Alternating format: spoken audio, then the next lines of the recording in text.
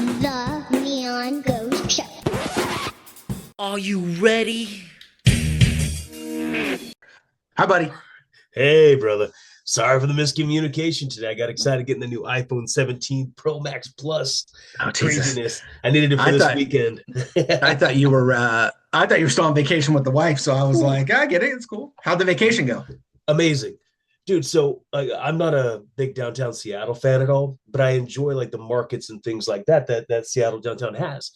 Vancouver is that on steroids. It's amazing. We went to Granville Island, never had been there before.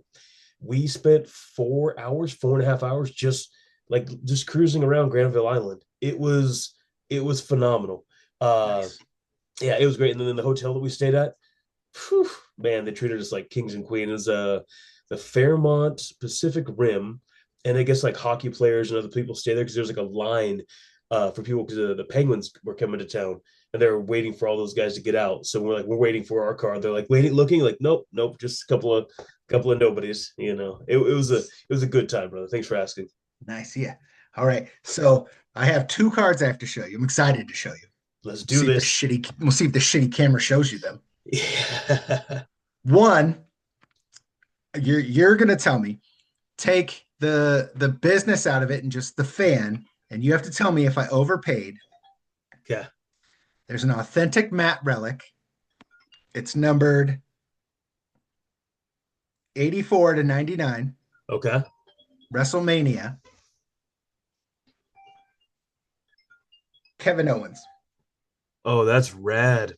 I'll show it to you better in person with my better camera, but so that's a game. That's a match used piece of the mat. The back literally says, "Congratulations, you have received an authentic WrestleMania 33 event used matte relic," and it's numbered. And I looked it up. This was when him and Chris Jericho had their payoff, which that was a great storyline to pay off. Yep. It's perfect timing. Perfect time for the Royal Rumble coming up right now to talk about Chris Jericho with it. That's a sick one. If I paid $35 for that card. That's a great buy. Yeah. That's a great buy for that card. Yeah. Yes. That's a great buy for that card. I think anything that's going to be match use, pieces of materials, things like that, numbered, absolutely $35 is a great buy for that card. Nice. Yeah, anything under 40, you'd have been good. This one, the camera's gonna fucking suck. This one is 100% staying in the personal collection. It's numbered 27 to 99. The nameplate is blue, and it's just beautiful. And you won't believe I only paid $9 for this. They scotch taped it, so there's scotch tape on there. I'll put it in a new thing, but in Origins, Bray Wyatt. Oh, that's cool. That's right. I love Origins. I'll take pictures of these and send them to you. Yeah, and that came out of Chronicles, right? Dude, those Chronicle ones are so good. Yeah, and I believe that's what that came out of. If you look on the back, it'll say the date. Chronicles Origins WWE 2023. So rad. So rad. I love Chronicles. And actually that's what we're doing next week is ordering another case of them because people have been loving those things. Yeah. And they do like the what is it? The season ticket card and the Origins card, like the branch. I feel like that was probably as of right now the best I think of the WWE cards that have came out was the Chronicle set. Yeah, I enjoy those ones a lot. It just gives you a melting pot of everything that Panini made. So you can get Origins, you can get any of the big ones, Obsidian, any of the big cards in those packs. Yeah. Yep. So that UFC was amazing. I loved the card. I thought the card was stacked. Yep. I thought the card was stacked. The only thing I didn't like, and Ariel Helwani was talking about this on his show, I didn't like that they got rid of walkouts and they got rid of hearing the corners talk. Like, I mean, like when Ed and I are doing Koga, the walkout, like we're building the story of what we're going to. And when Rogan and Anik or Dom, like when those guys are doing, like that's part of it. Like, why aren't we doing that? And then when we couldn't hear them talking, of course, sometimes it's fun when you hear guys being like, "You want to win this fight? You're losing this fight." Like hearing coaches go at dudes, like, and that's my only critique was they got rid of those. Other than that, I thought it was a fantastic night. Yeah, and what was weird about it is as quick as the walkouts were, they could have told the guys on the broadcast team just to kind of speed it up if they needed to have it, but instead they didn't air anything, and it was just silence. That was the weird part about the stuff, the silence that just kept happening with it. That they could, again, DC and Joe and all those guys and Anik, they could have had them speak a little bit, but not go off on a tangent like they do with the pay-per-views that are filling up time. I agree with you. That was probably the only thing. I didn't care about the ads, any of that stuff, because again, we're only paying $9, whatever subscription is with it. We're not paying $75, you know? Yeah. The ads didn't bother me at all. Yeah, no, it was good. The awkward silence with it was kind of strange with it for sure. Yeah. And it was better than, remember watching on ESPN and it would just be the banner and it'd say this event will be right back. Like that was dumb. So at least we don't have that. Yeah, and I think people forget about that stuff. It's what have you done for me lately? It's straight on to the next thing. They forget, like, we'd watch a blue banner sit there, you know, waiting for things in between. Absolutely. Yeah. That main event being the first main event on the new Paramount deal was quite literally reminiscent of Forrest and Bonner after like it was like, what is happening? What are we doing? Like it was so good. I was talking to some of the guys at the bar, and they were all for Patty, and they all, you know, they're all British too. They all were speaking like him sitting there, and we were talking about that, how this is the next step with like the Forrest Griffin, Stephen Bonner, like that kind of slugfest where you can watch like round 1 and 2, and then you're calling your buddy, and 3 and they're like, yo, you got to check this fight out. This is a crazy cool fight. Yeah. And then 4 and 5 happen, and you're like, holy shoot, like this is insane. It was good. It was a good fight. I enjoyed it quite a bit. I am one of the gentlemen though that is on the side of, okay, pity pat Patty can't probably knock Justin out, but if his eye doesn't get scooped out like an ice cream scooper, and he doesn't get those, like the cuts on his face, I get Justin was tagging the dude. Those look like fingernail cuts. A lot of that stuff look like fingernail scratches across his eyes. And I think, again, Justin, way to go. Congratulations. Great job getting your interim belt again. But significant strikes. Patty got him on that. You know, that big knockdown that happened against the cage, his thumb and his eyeball sent that dude like, holy crap, to the floor. Yeah, I mean, that definitely changed the fight. Tom Aspinall stopped everything and held his belt and was done, you know, and that same thing could have happened in this fight, but Patty fought through it. Kudos to him. I don't know how much it would have changed the fight, but it significantly, I believe, hurt the fight of him. He's probably seeing triple. I was telling my wife sitting next to him, I was like, there's no way that he can see clearly at all during this fight. Yeah, agreed. And same, I think the outcome may have still been the same, but there still is that little slant of, and like, there's no denying it wasn't a glance. Like his thumb disappeared in his eye, and it wasn't John Jones style where he was sticking the fingers out and poking him. He was throwing a punch grazed the side of the head, and the thumb disappeared in his eye. Like, oh god, it was nasty. Absolutely, it was gross, and we all know that the eye rubbing it, trying to make it feel better. No matter what, 5 minutes later, you're still going like, holy cow, like I can't see shit out of this eye. Yeah, I did like when it was over, and I have to agree with Justin when he said, you know, hey, Patty, he's gonna get there. He's gonna be where he needs to. Like tonight was Justin's night. He's already been there, and you know, maybe 1 or 2 more fights out of him. But eventually, Patty will get the title, and it'll be Patty's day. It just didn't happen tonight. I very much like that. The shit talk, all that, like went away. Like Justin was very humble about, like, hey, tonight was my night. You'll get there, kid. Like, I thought that was a very solid ending. It was good. It was a solid ending. I feel bad for Justin in the sense that I think he stands no chance against Ilya or Sarukian. Again, my talking head opinion with it, I feel like Sarukian's wrestling is just Habib level. I feel like that guy is just insane. Okay, maybe not Habib level, maybe like Makachev level, which is just as damn good. But then and then Ilya, I'm sorry if you're getting flatlined by some of these other dudes out there with Justin getting hit like that, you cannot let Ilya touch you like that. If Patty was getting him, Ilya is going to put in some work. And especially with the weird, like, head dips he was doing. Like the head Dude, kick was there, and either of those two guys are gonna throw that head kick. I was screaming head kick in the bar. I was like, throw the head kick, throw the head kick.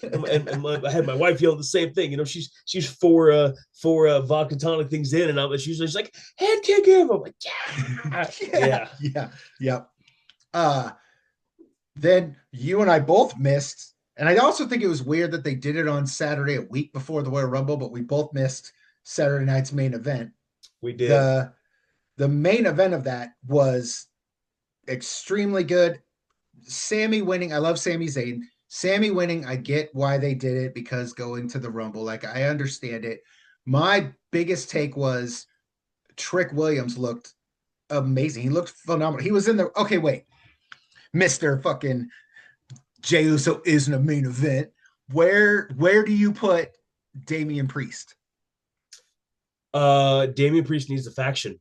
Damian Priest needs a storyline that's going to help catapult him, because I don't put him. It's the same thing with Jey Uso needs Jay. They need a tag team title. Okay, so you put that's because I was saying with Trick, Randy Orton, first ballot Hall of Famer. We're not arguing. Should have won that match, by the way. Fair. We'll get to my next question after this. Sami Zayn, I would not argue if down the road, no time soon, like Randy Orton, he'll go in the Hall of Fame tomorrow. We all agree. Sami Zayn someday going in the Hall of Fame. Would you agree? I would agree. Agree. Damian Priest being Damian Priest, but I'm not going to say he's a veteran yet, but he's been around enough, all that stuff. Trick Williams held his own with all of those dudes. He looked like he belonged in there. He didn't look like a newbie, a new guy. Like he looked like, oh, this guy belongs in this match. Yeah, he really did. And the thing with Trick Williams is that he could steal the show if he wanted to.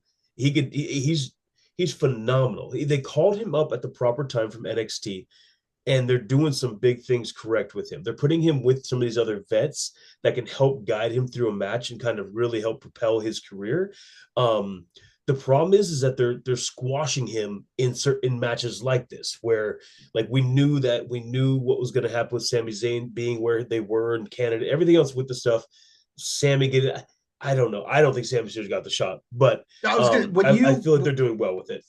When you watch that match, to me, when I first watched it, it almost looked like Randy was supposed to make a save and he got there too late. Like I understand Sammy winning, but I'm also like, was there an audible and Sammy won because Randy hits the mat and he kind of stutter steps a little, and the ref gets 3, and there's kind of like this moment of like, oh fuck, did you see Randy react? And I was like, yeah, because the ref in motion think it's going to be safe, but it's not, and his hand hits. So now we're going with the storyline. So I'm curious if, and then it was okay. Well, the Rumble is in Saudi, and Sammy's ties that, so it makes sense. But also, him versus Drew doesn't really make sense. No, Randy versus Drew would have made sense. I agree.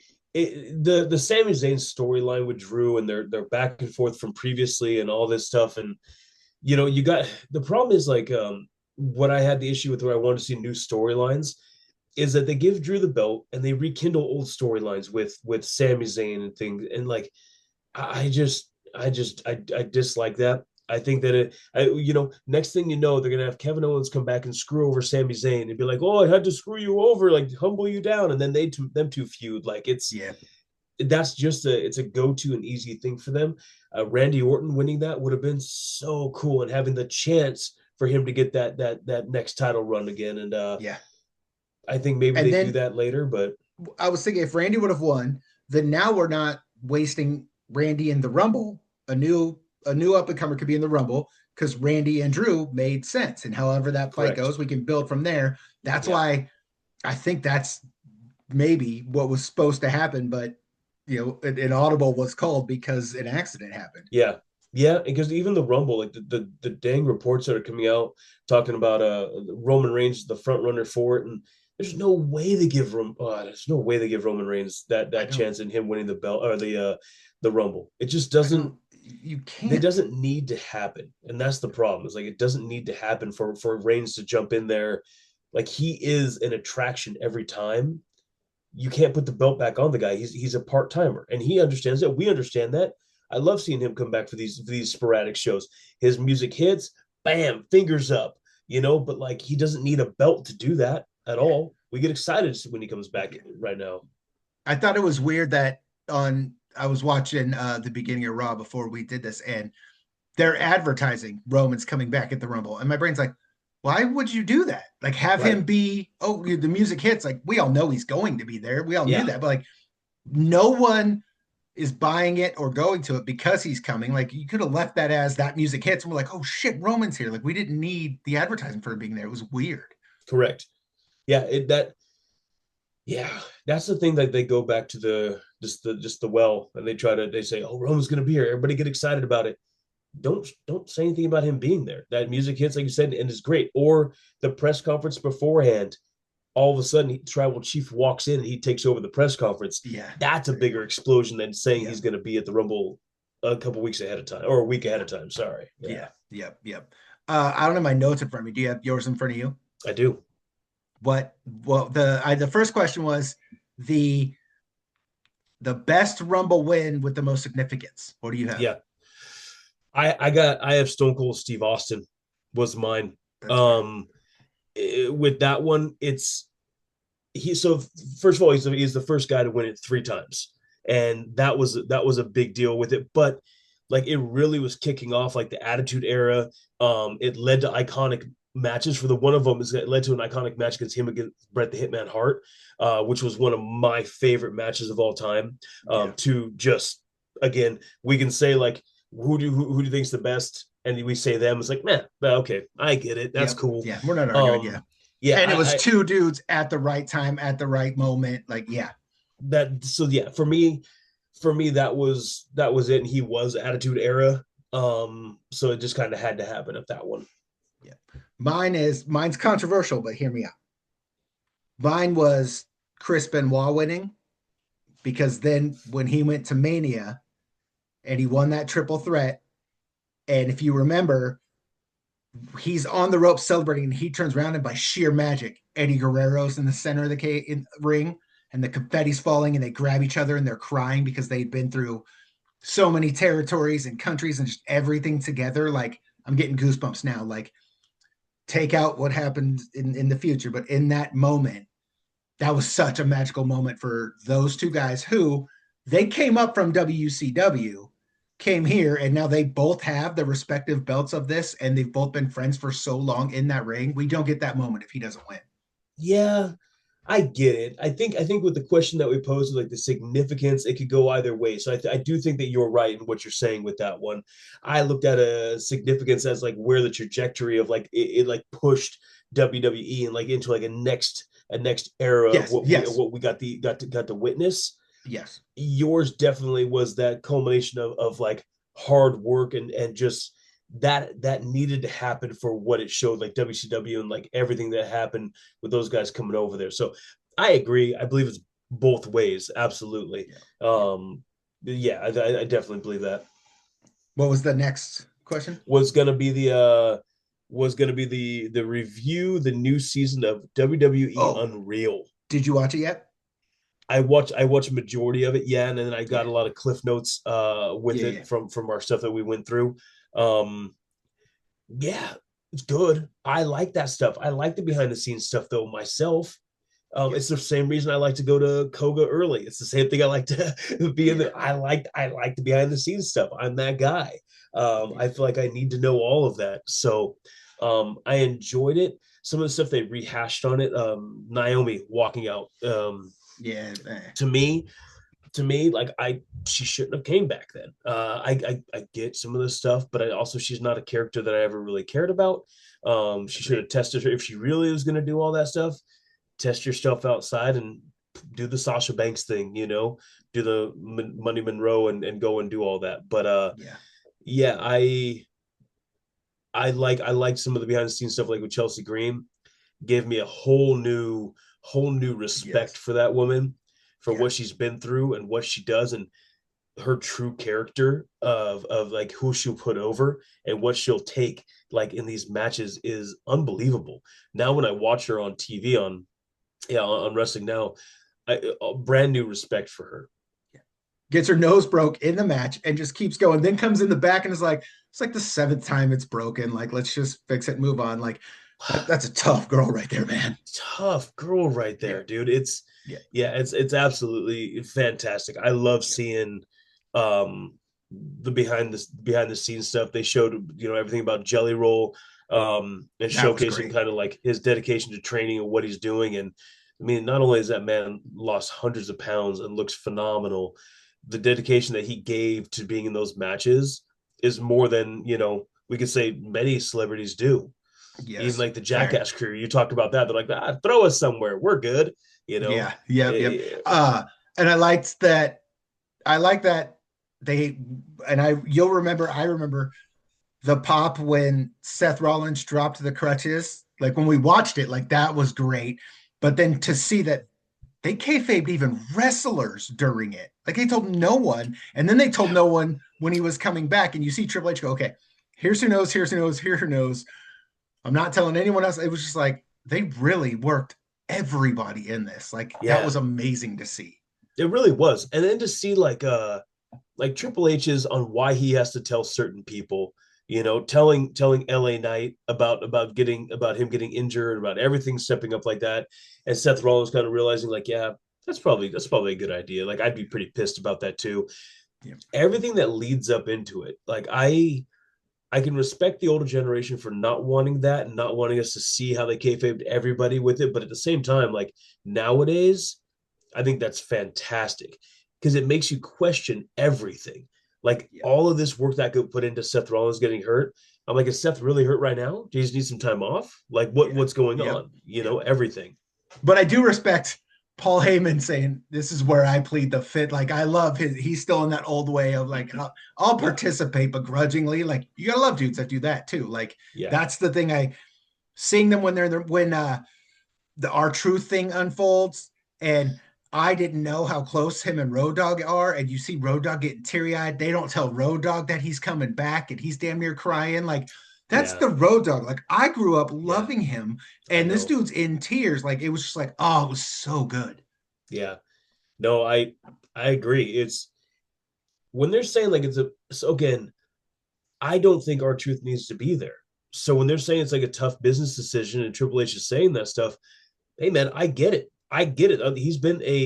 He's a family friend. He's part of the family. He's been there, but he's also taking up money and airtime and things like that that others that are coming up need to take.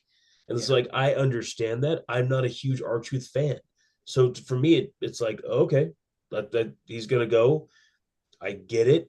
The way that it happened directly after that Cena thing was kind of strange. But I understand I, it. I do think there's a place for him in the performance center being a coach, helping Yes, people out and stuff like that. I think in doing that with him, they could do what they did with Farouk. Remember, every once in a while he'd be there and the camera panned him and he would just do his damn. But that's all we would see of 100%. him. You could 100% do something in that aspect with R-Truth. Yes, because I think that he's great at with the characters. I think that he's great at letting loose and just getting loosey goosey out there, and put him on that show with the Undertaker and all those guys, and Devon and Bubba Dudley. Like, put him on that Oh show, yeah, yeah, yeah, and yeah, let him help the people on the microphone and say witty things. Like, still keep him with WWE. Don't just tell the guy you no longer have a job at all. Give him a legacy contract and have him go help out the Performance Institute or institution. And that'd be a great idea. yeah. What was the next question? Last Just one. storylines, right? Yep, storylines and looking forward to the Rumble. Yep, Dude, that's the I'm big one. telling you, they're bringing Natty. Evil badass Natty's coming. She screwed over whoever the champ is right now. She screwed her over, got in the ring, beat her ass. Like I'm telling you, my evil Natty's coming to the Rumble. Yeah, yeah, Dupree. Yeah, Dupree, thank you. she let Becky, which again I get it, but geez, man, does Becky Lynch need a title? Like, what are we Uh, doing? If you're they're gonna gonna let switch Natty somebody win, and over, they're gonna let Natty win, and we're gonna get badass Natty I hope versus so. Bex. That's what's gonna I hope happen. so. So storylines right now. What your favorite storyline that's going on? Like, what are you leaning in towards? Like, okay, I could get this. That Natty coming back, that, and then Okay, I think it Randy not winning, but then now Randy has to be in the Rumble. So then I say Randy wins the Rumble. the potential Kevin Owens coming back. Like Over LA Knight winning the Rumble? well, Really? I wasn't getting there yet. I was saying we have LA Knight coming back, Okay. but keep in mind, you and I also had read dirt sheets and the feelers were out there a couple episodes ago. We were certain Chris Jericho was showing up on Monday night. 100%. So we can't 100% be certain LA Knight's winning. LA Knight could come in. He could end up being a final two, and then we get the elimination. Like there's all kinds of things. So that's where I'm saying coming in the Rumble, we got LA Knight. LA Knight shows up. LA Knight needs to win. Let's call that what it is. Yeah. He goes to WrestleMania, whichever one he faces, he gets the belt. Let's have a little run with him. That's the end all be all. If that's not what's happening, then I think it has to be Randy or Cody. Randy was injured, came back. He didn't have this like, oh God, Randy's back. It just boom, like Randy's here. Randy's back. Here we go. We still haven't seen, heard anything from Kevin Owens. My dark horse that we both forgot about last episode, and he's been dropping little nuggets on social media. And so I'm curious if this happens. If Enzo Amore comes back. Come on, what's wrong with Enzo? I don't like Enzo. I think it was fun to have him in there. I think he's a TNA superstar. I think that's fantastic for him. I think that's great. Yes.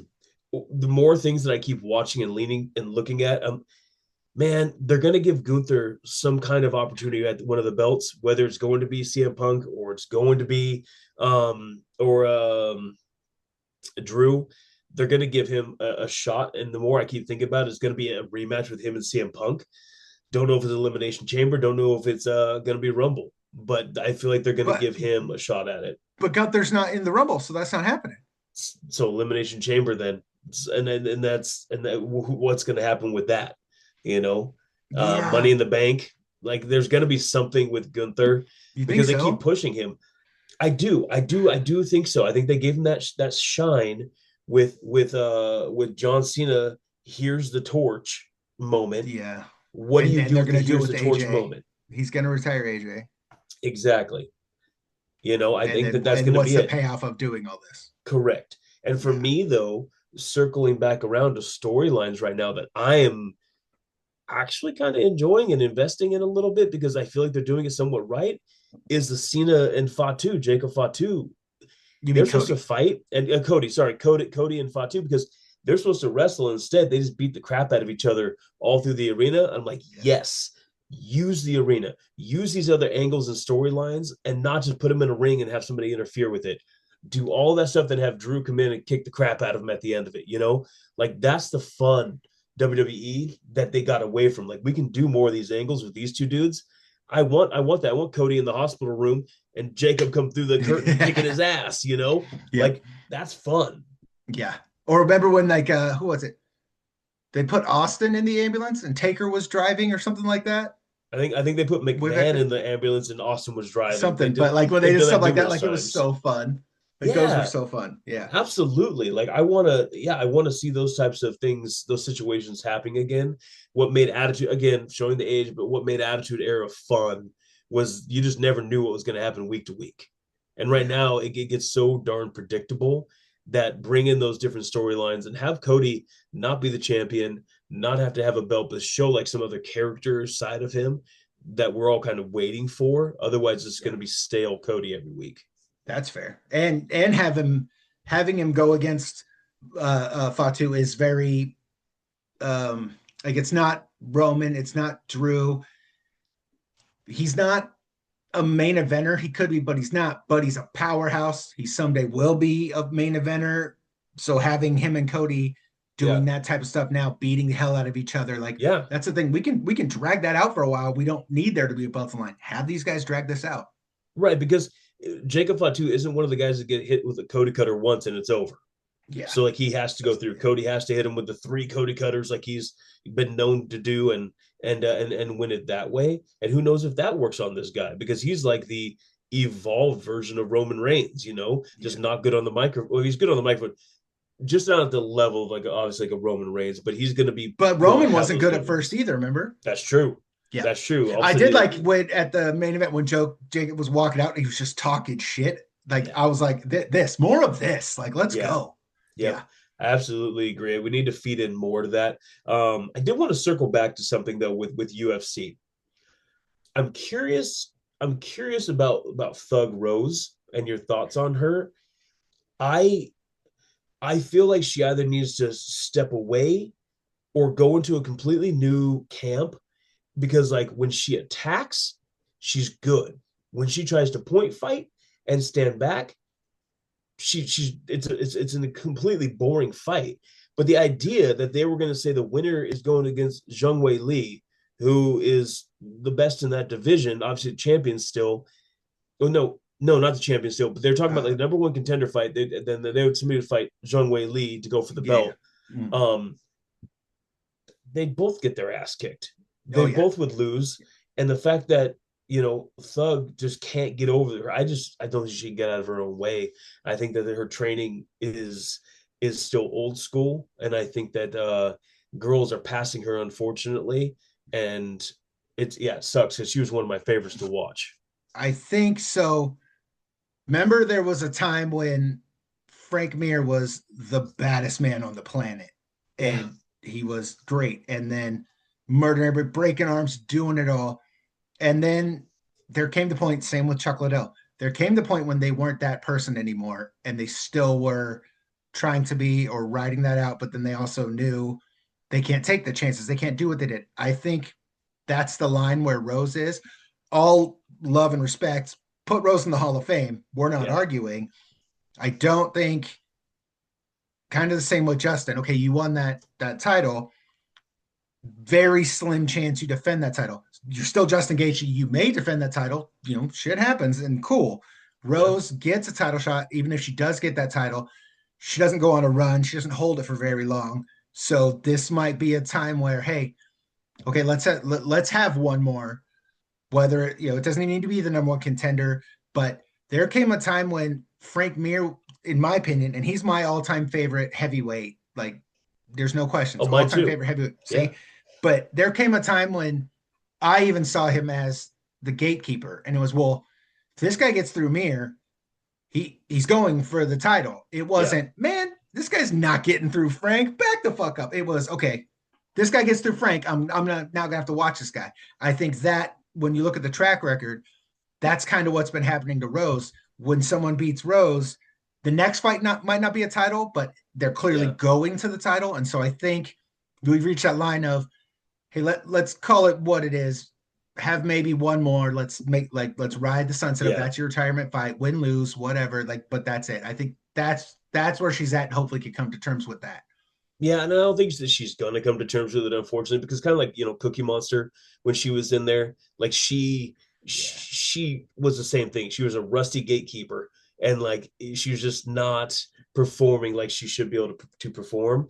And that's just with Rose. I hope that she can step away and realize like what she's done for the sport's been fantastic. Um, any other match on the pay per view jump out for you? I thought the sugar fight wasn't all it lived up to be. It No, was disappointing. I think that he definitely was trying to take it easy and get a win because I it was, also I disagree. I don't think he won. I mean, I won't argue it, but as you've heard, when Ed and I are sitting there calling fights and we give it to this guy or that guy in the rounds, Suga had no takedowns. Song had three throughout the fight. Like, yes, Sugar was tagging him, but Sugar also was doing a lot of backing up and a lot of running. And in my opinion, Song was pushing forward to be more aggressive.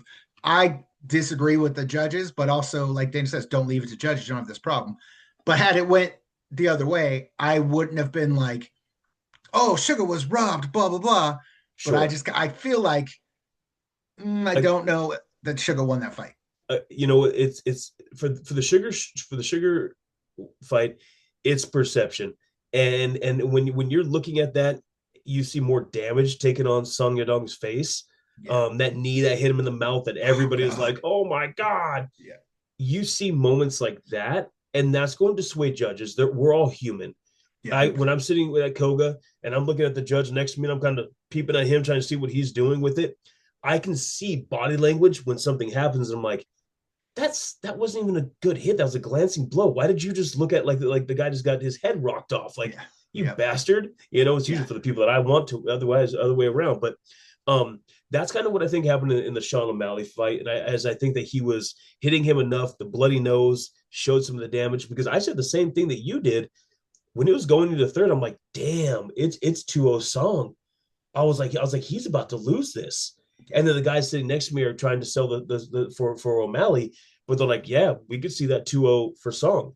And then it goes unanimous. And I'm like, That's where I'm like, how the hell did we get unanimous? Yeah. What the hell fight were they watching? Yeah. Like, I could make an argument that we didn't know what was going to happen in round one.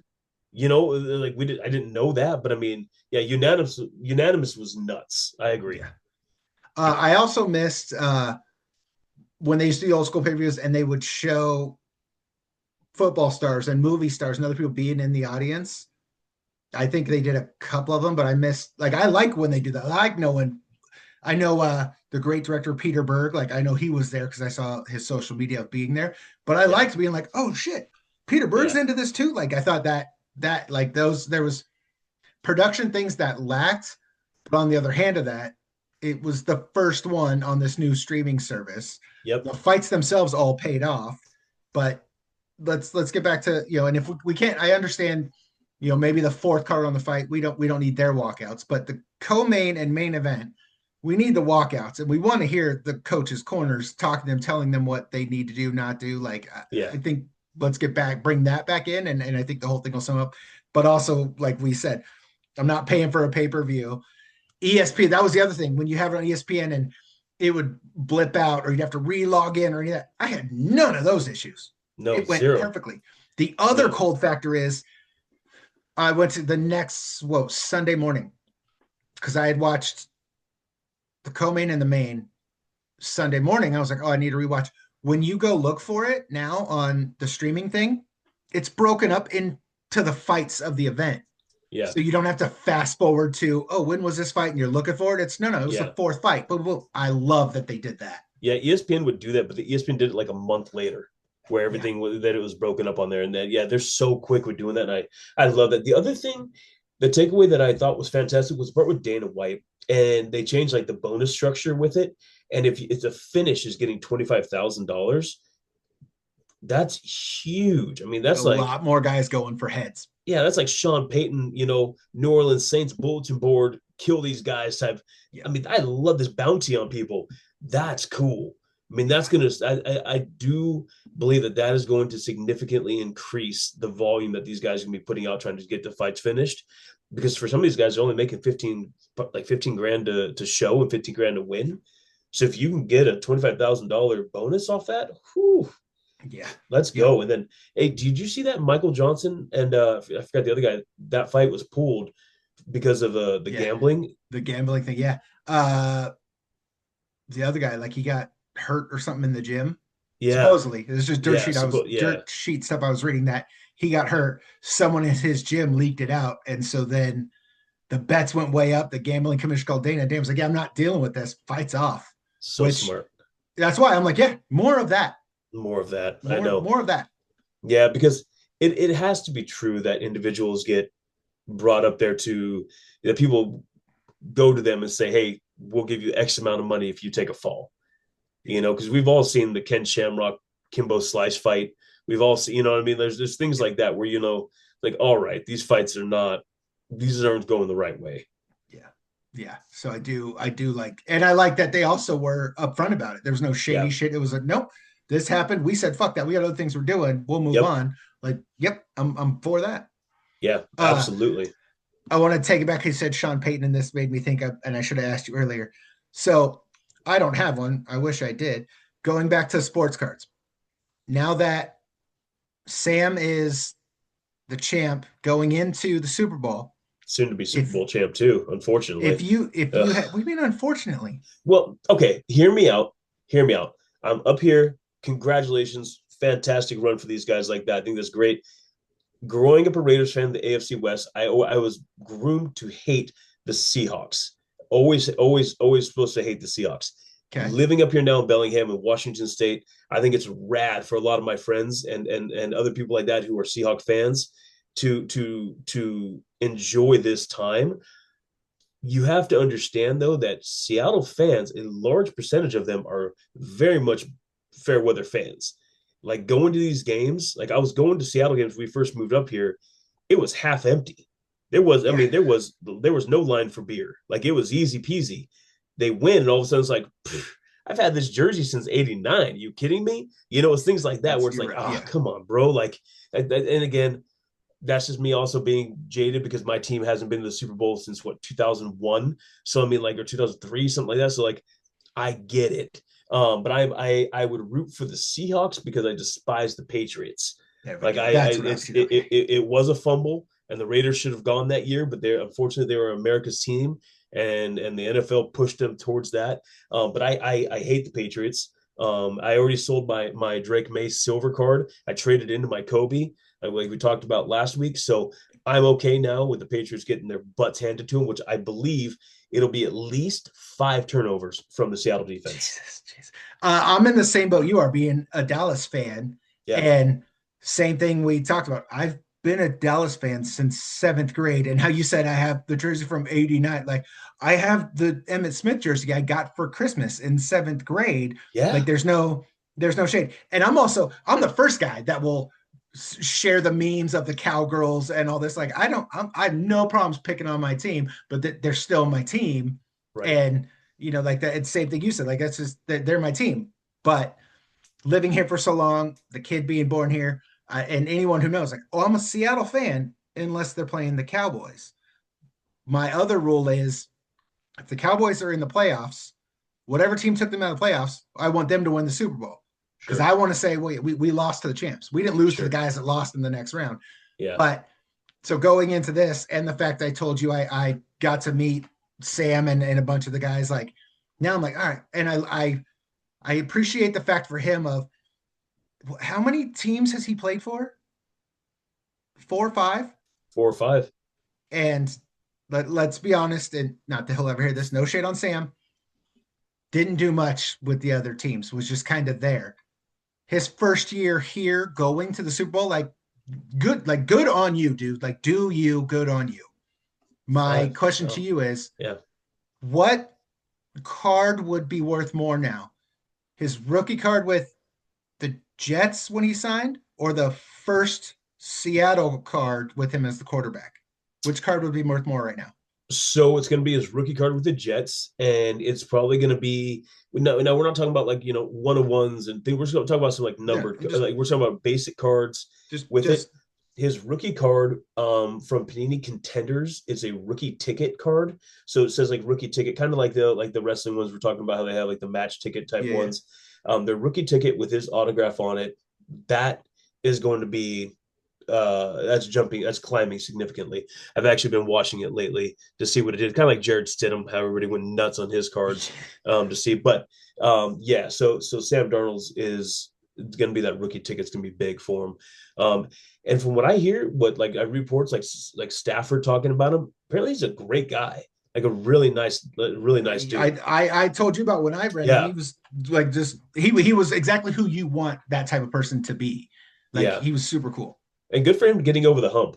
Because at the Yeah. beginning of the season, all these Seattle fans were like, we'll see what they did. I mean, the contract is great. If we only for 1 year, we can get out of it. We could dump this guy.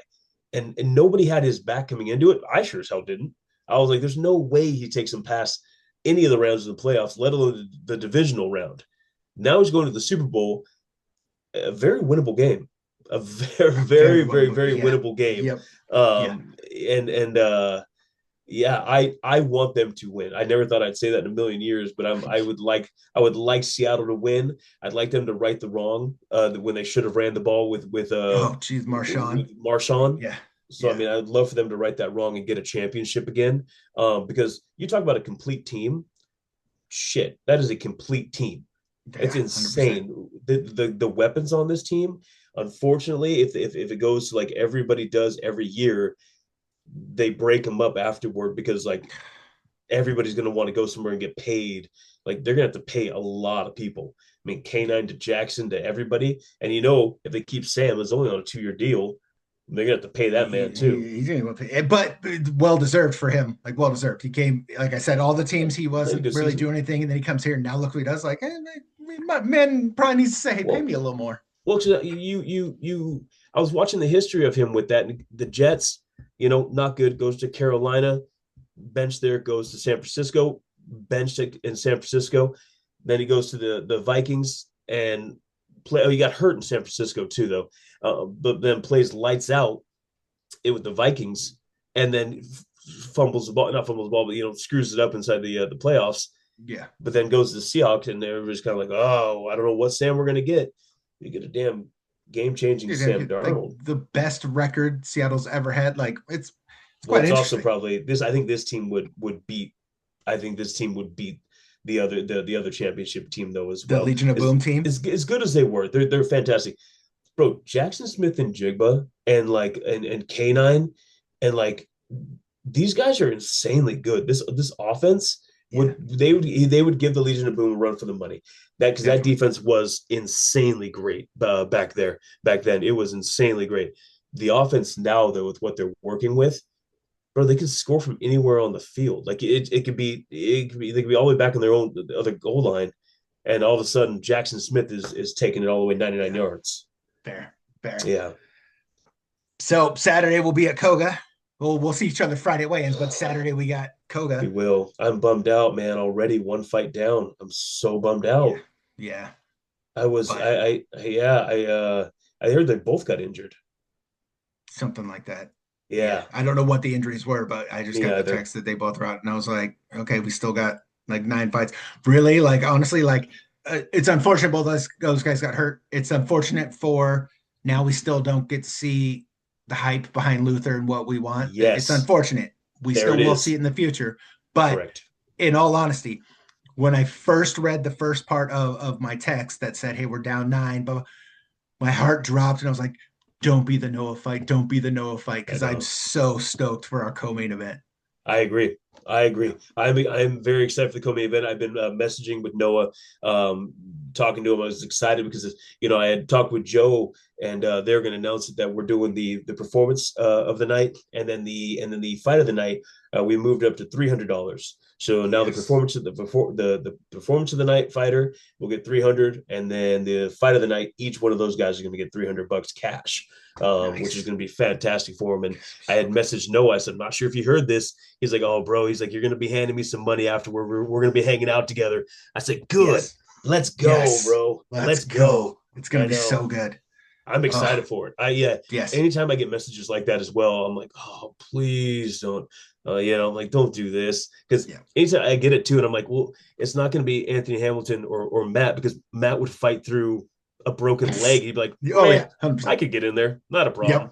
Yeah, it'd just be taped up. You wouldn't care. Yeah. And then what's also rad, I'm gonna toot Omar and my horn for this one. The cards, people are loving the cards, bro. Yeah. I sent him off today to get made. We got DJ Big Rez on there. We got the Jeff Hoiby. That Hoiby card is sweet. We got the coat, the best ref in the West. Yeah. Jeff on there. He posted it on his Facebook, and people were excited to see that. So we got some extras in there this time, which I'm excited for the designs. I think I got excited with the Noah card that I was able to do, and bring in some of his heritage, not all of it, but working some of his heritage in there. And it's going to show a lot of the fighters that are new to Koga, like what we're trying to do to really up it for them on their social media and everything else. So like there are vet fighters who've come back a couple times. We're making special cards. The other ones are going to get they're good cards still. They're fantastic. It's up another level from last time. Yeah. But this is what we're doing every time, is upping the game. That's what I noticed from the first run, the next ones, and then these ones. It really is like, the next, like, I'm interested, the next Noah one you make. Right. Because, like, how you going to make it cooler than this one? But you're going to have to, because this one's as cool as it is.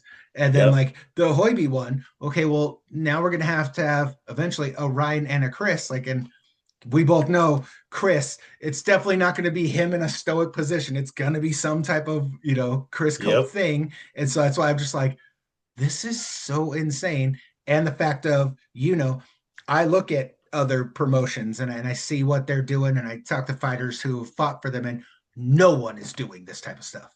No, no, and we've had the opportunity to work with a boxing gym as well through Noah, his striking coach, Manny. We've actually got to do some of the cards for him with his boxing tournaments, which is fantastic that we got to do that. So we are adventuring out and doing some stuff for others as well, because we're finally just honing in on different designs that we think people really navigate towards. And like these cards is us kind of stepping out of the comfort zone, because I went to this with Omar. I said, this is what I'm going to do. I was like, I'm going to send you a couple of them. Tell me what you think. Some of them got some very bad language thrown at me, which, hey, in fairness, I get it.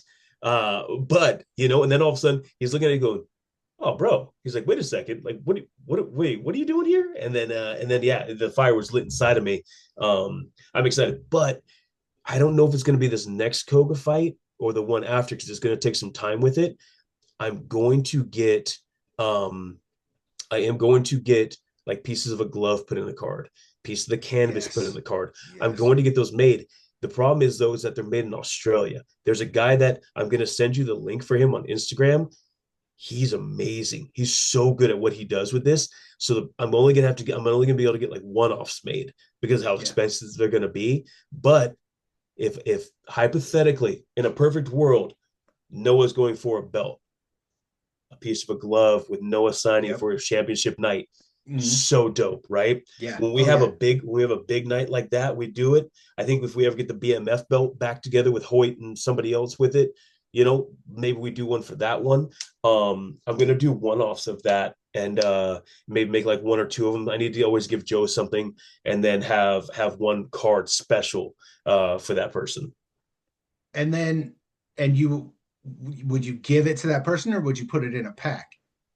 Because that's the question. Because then if you put it in a pack, you can't have the packs be clear plastic, because then now I can see there's something special in there. So then now you gotta have them special wrapped and people buy them, and then so that bears that question. But what I was gonna say is I fell in love in doing I've ventured away from just buying bunches of wrestling cards. Like I have bunches now, and now I'm picking certain, like that Origins one.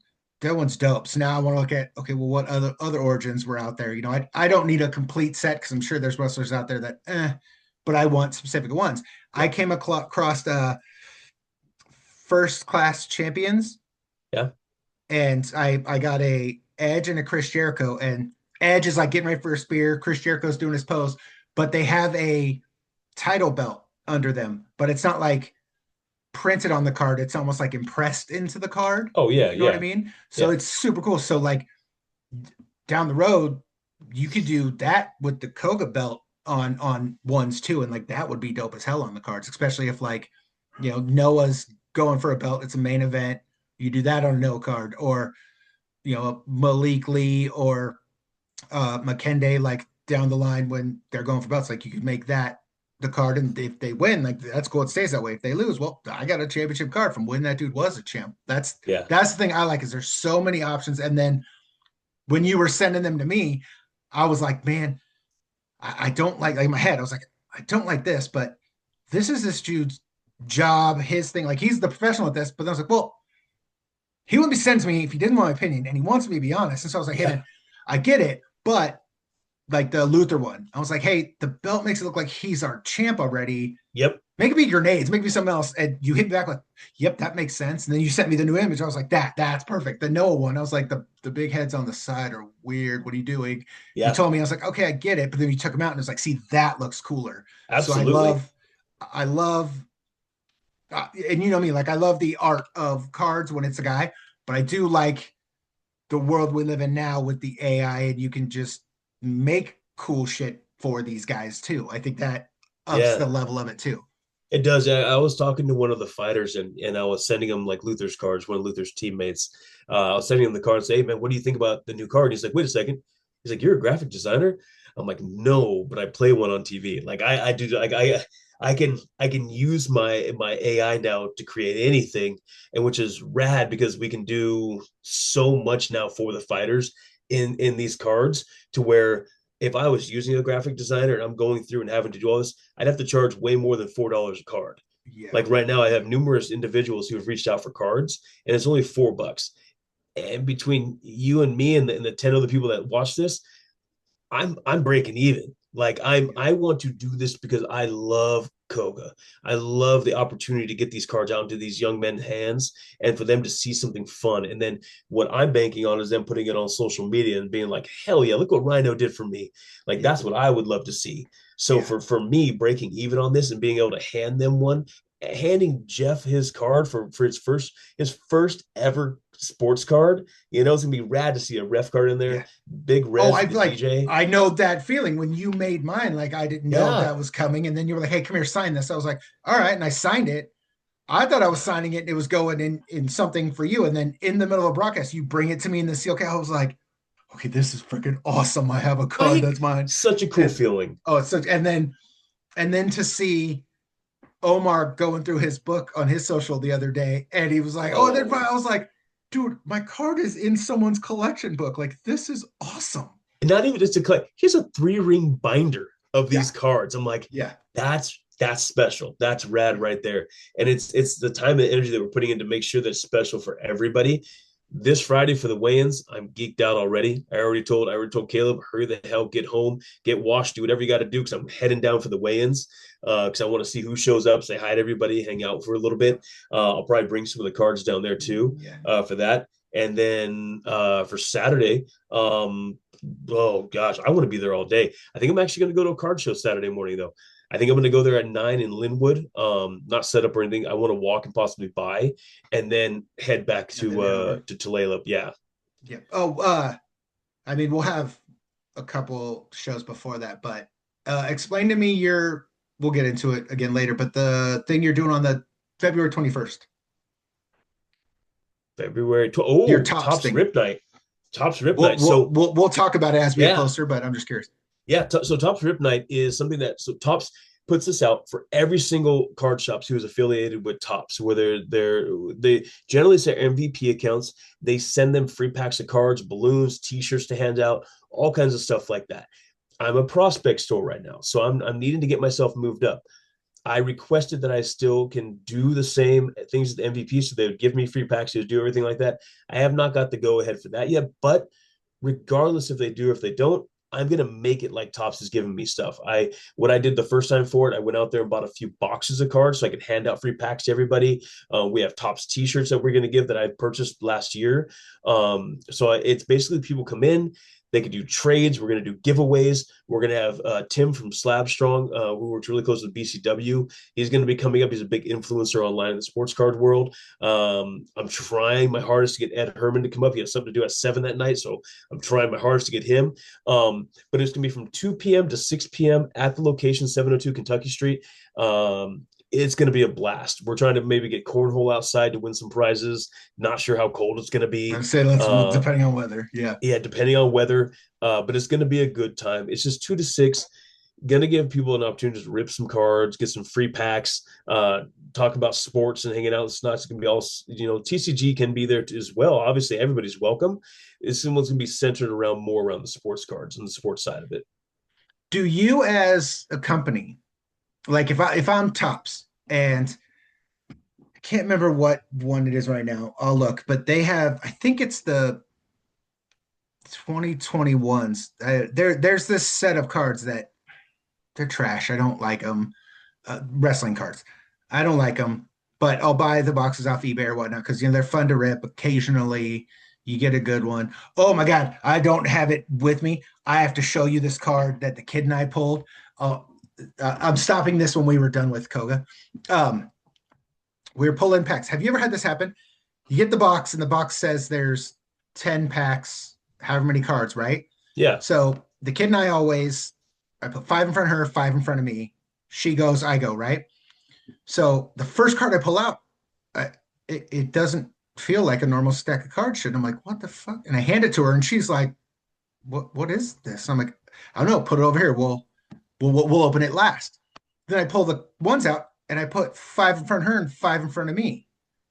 And I'm like, but the box set, so we got a free pack. We got a free, like, what the fuck is this over here? Yeah. We open, get some good, stuff. Open this one, dude. It's a thick card, like the Kevin Owens one. in the middle is the negative film Yeah. of John Cena with AJ Styles on his shoulders, getting ready to do the attitude adjustment. What's it numbered out of? I don't remember in this moment. It's at home, but I was like, and you know, like cards like that. I like the kid knows like my lives. So sick. I want all the Brysons. So Yeah. she opens them, she sees sparkle or color, she's excited. But if she goes, oh dad, and I go, what? Like today, I got a box of the lives in today. We opened one. She pulled me a numbered Bryson, what was it? I think it was either groovy or kaleidoscopic, but it also was shimmer, refractor, whatever. So it was a bonus of the bonus cards, and that it was my guy. So she's like, Dad. I was like, what? She goes, okay, I have a Bryson. I was like, okay. And she goes, I don't think you have this one, and it's shining. And I was like, what? She goes, and it's pink. And she hands it back to me. Like I love doing that with her. So when she opened this one, she was like, she opens it, she just reads John Cena. She's like, it's John Cena. And I was like, okay. She pulls it out, she goes, what is this? And so then I held it up for her and showed her what it is. And like she lost her mind. And I looked it up on the eBay sold whatever thing. Yeah. And it's going for, I think that day it was going for like $35 or something like that. So I said, yo, this card's going for $35 right now. She said, I'm not selling it for $35. I said, what? I didn't say we were. She goes, no, that's not enough. We're not selling that card yet. I said, well, we're not. Like, well, yes. This kid's so smart. She goes, Dad, John Cena just retired. I went, yeah. She goes, so that card's already valuable. I said, okay, I get what you're saying. And she goes, but we know AJ's retiring this year too. So isn't that card good? And I was like, that's exactly how you should be thinking about this card, kid. Smart kid. Yeah. Smart kid right there.